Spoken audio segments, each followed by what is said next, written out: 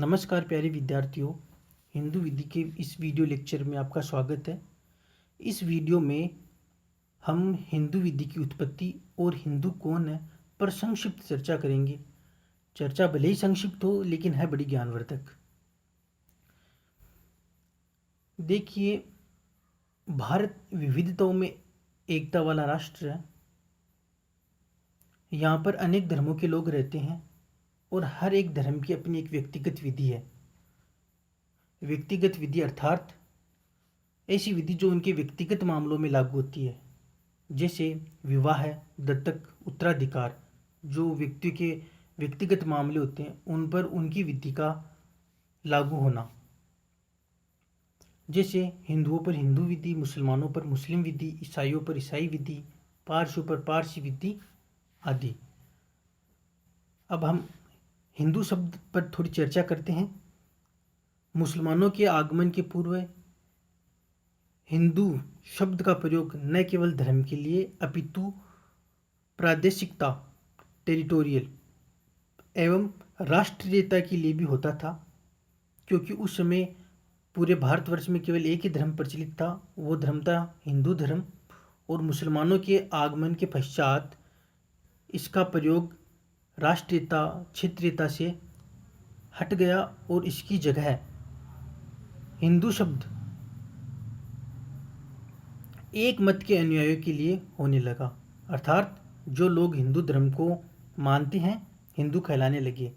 और अंग्रेजों के आने के बाद भी यही व्यवस्था प्रचलित रही। हिंदू शब्द कैसे आया, इसके बारे में इतिहासकारों का मानना है कि आर्य लोग जब भारत में आए तो वो सिंधु नदी के तटों के आसपास बस गए और उन्हीं सेंधवसिया में हिंदू शब्द प्राप्त हुआ। हिंदू विधि की उत्पत्ति। हिंदू विधि की उत्पत्ति को लेकर दो विचारधाराएं प्रचलित है। एक विचारधारा के अनुसार यह ईश्वर प्रदत्त है एवं दूसरी विचारधारा के अनुसार यह आदिकाल से प्रचलित प्रथाओं एवं रूढ़ियों पर आधारित विधि है। हिंदू विधि देवीय विधि है, यह हिंदुओं का दृष्टिकोण है। उनके अनुसार हिंदू विधि की उत्पत्ति देवीय विधि से हुई है और यह विधि हमें वेदों से प्राप्त हुई है। हिंदुओं का मानना था कि प्राचीन काल में ऋषि मुनि अपनी आध्यात्मिक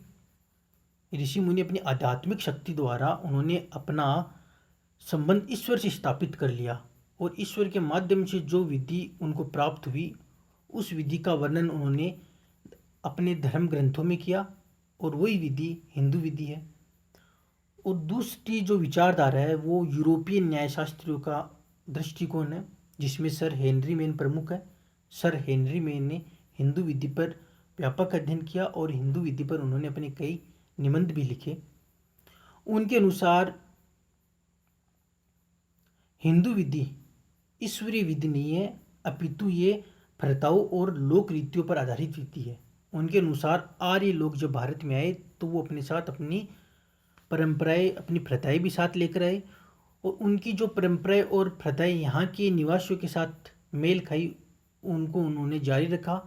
और जो प्रथाएं, परंपराएं यहाँ की निवासियों के साथ, यहाँ की निवासियों की परंपराओं के साथ मेल न खाई उनको उन्होंने छोड़ दिया या उनमें उन्होंने इतना ज़्यादा परिवर्तन कर लिया कि धीरे धीरे वो उन्हीं रूढ़ एवं प्रथाओं को मानने लगे।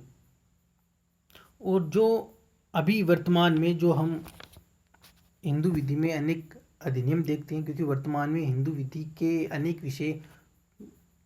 विषयों को संहिताबद्ध कर लिया गया है, लेकिन ये वर्तमान में नहीं अपितु अंग्रेजी शासन काल में भी कई अधिनियम बने थे, जैसे हिंदू विधवा पुनर्विवाह अधिनियम, हिंदू वसीयत अधिनियम 1870, बाल विवाह अवरोध अधिनियम 1929, हिंदू उत्तराधिकार संशोधन अधिनियम 1929 जैसे कई विधान जो अंग्रेजी काल में भी बने। लेकिन फिर भी हिंदू विधि में काफ़ी कुछ सुधार की गुंजाइश थी। उसको लेकर 1941 में एक समिति का गठन हुआ और उसी तरह एक अन्य समिति का गठन 1944 में हुआ सर वेनिगल नरसिंह राव की अध्यक्षता में, जिन्होंने 1946 में अपनी रिपोर्ट प्रेषित की, जिसमें उन्होंने ये सुझाव दिया कि सब हिंदुओं के लिए एक संहिताबद्ध विधि होना आवश्यक था। और उन्होंने इसके साथ एक हिंदू कोड बिल का ड्राफ्ट भी पेश किया, लेकिन उस समय हिंदू समाज के एक रूढ़िवादी और कट्टरपंथी वर्ग ने हिंदू कोड का विरोध किया। और उसके पश्चात देश आज़ाद होने के पश्चात भारत सरकार ने टुकड़ों टुकड़ों में हिंदू विधि के अनेक विषयों को कोडिफाइड किया, जिनमें प्रमुख है हिंदू विवाह अधिनियम 1955, हिंदू अव्यवस्था एवं संरक्षकता अधिनियम 1956, हिंदू दत्तक एवं भरण पोषण अधिनियम 1956, हिंदू उत्तराधिकार अधिनियम 1956। ये कुछ प्रमुख अधिनियम हैं जिनका अध्ययन हम विस्तारपूर्वक भी करेंगे, और इसके अलावा कुछ अनकोडिफाइड हिंदू लॉ का भी हम अध्ययन करेंगे। अब सबसे बड़ा और एक सबसे जटिल प्रश्न कि हिंदू कौन है। जो ये प्रश्न करे कि हिंदू कौन है, इसका एकमात्र उत्तर यह है कि वे सभी लोग जो अपने को हिंदू समझते हैं तथा दूसरों द्वारा हिंदू जैसा जाने जाते हैं, वो हिंदू है। हिंदू धर्म का देखिए कोई परिवर्तक नहीं है, ये धर्म न होकर एक सिद्धांत है, ये एक अपने आप में एक संस्कृति है, और इस सिद्धांत और इस संस्कृति को मानने वाले लोग ही हिंदू कहलाए। हिंदू कौन है, इस पर कुछ प्रसिद्ध केस लॉज जो कई बार परीक्षाओं में पूछे जाते हैं, उनके बारे में हम चर्चा करते हैं। अब्राहम बनाम अब्राहम का केस, ये केस, इस केस में ये कहा गया कि हिंदू शब्द जन्म से हिंदू जैसे उत्पन्न हुए व्यक्ति के लिए तो है ही है, तथा वे व्यक्ति जो हिंदू धर्म में परिवर्तित हो गए हैं उनके लिए भी लागू होता है। इस प्रकार हिंदू जन्म से भी होता है तथा बनाया भी जाता है जो हिंदू धर्म को ग्रहण कर लेता है। एक अन्य केस है जो काफ़ी लीडिंग केस है हिंदू विधि में, शास्त्री यज्ञ पुरुष दास जी बनाम मूलदास जी, ये सुप्रीम कोर्ट का केस है। इस केस में माननीय उच्चतम न्यायालय ने हिंदू कौन है इस प्रश्न पर विचार किया। ऐतिहासिक रूप में हिंदू शब्द किसी विशेष धर्म विशेष को संकेत नहीं करता था, अपितु एक भौगोलिक सीमा के अंतर्गत रहने वाले व्यक्तियों को इंगित करता था।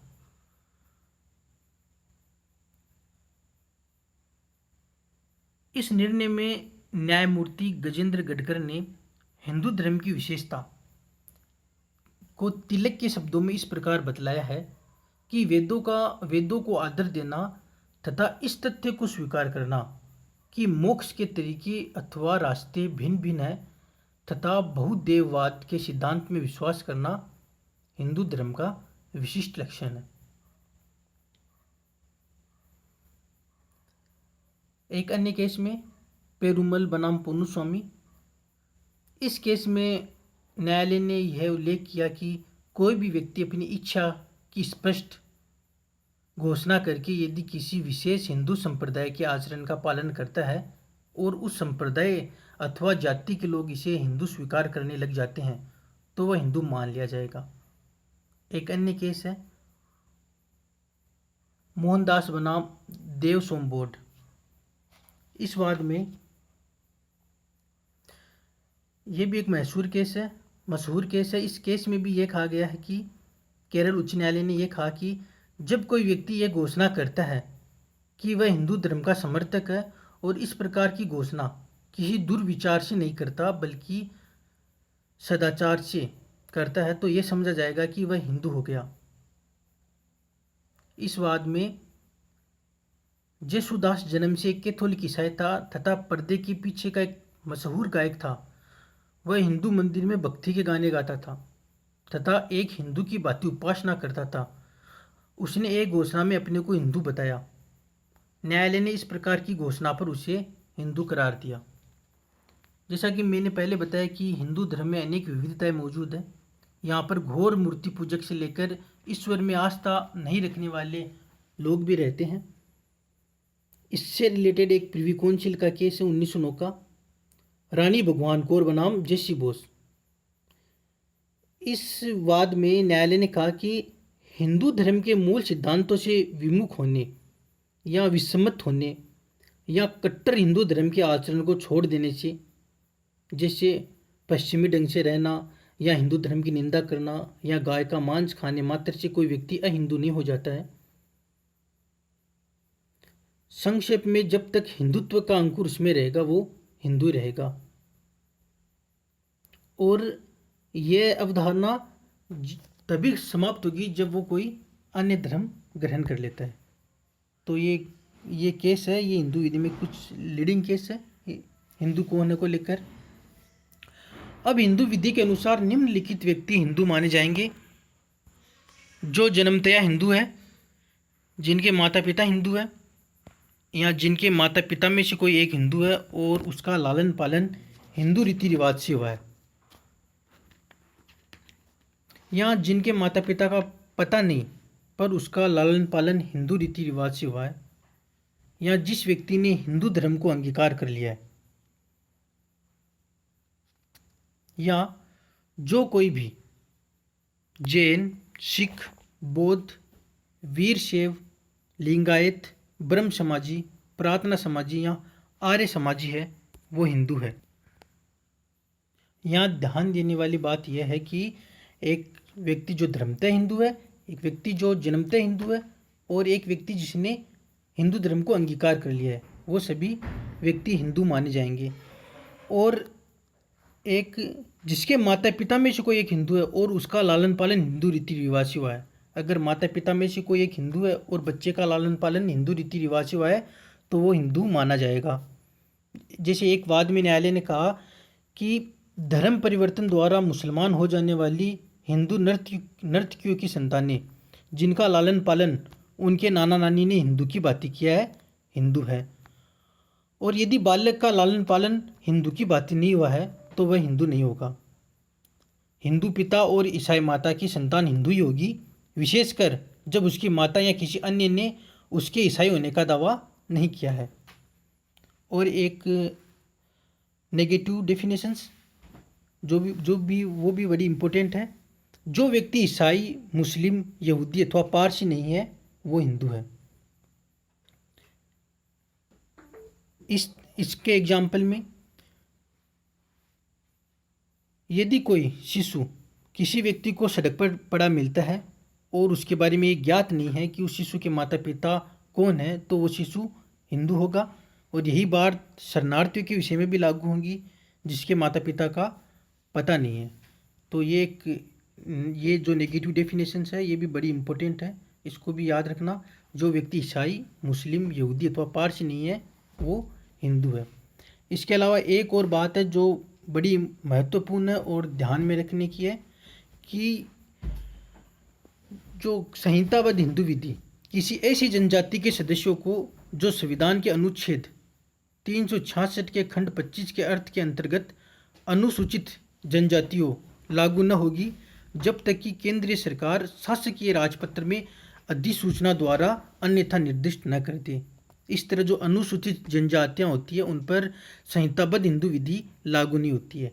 अगर संहिताबद्ध हिंदू विधि लागू नहीं होती है तो उनके ऊपर असंहिताबद्ध हिंदू विधि लागू होगी।